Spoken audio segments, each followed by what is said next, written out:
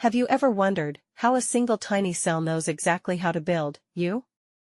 Every heartbeat, every strand of hair, every unique trait. All of it begins with one remarkable molecule, DNA. DNA, or deoxyribonucleic acid, is the master blueprint of life. Its rungs are made of pairs of chemical bases. A pairs with T, and C pairs with G. Billions of these letters store the instructions for life. DNA doesn't just store information, it copies itself, ensuring that every new cell receives the exact same instructions.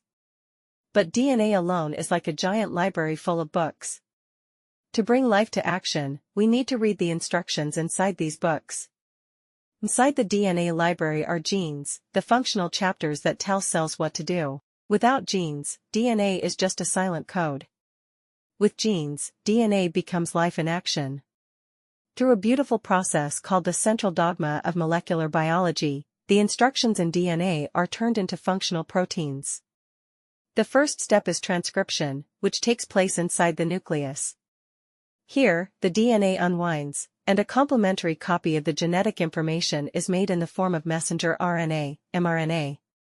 This mRNA then leaves the nucleus and carries the instructions to the cytoplasm.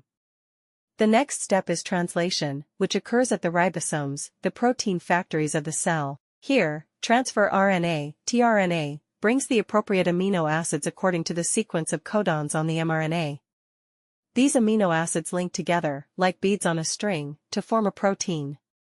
This protein will then fold into its functional shape and carry out its role in the cell, ultimately giving rise to a specific trait.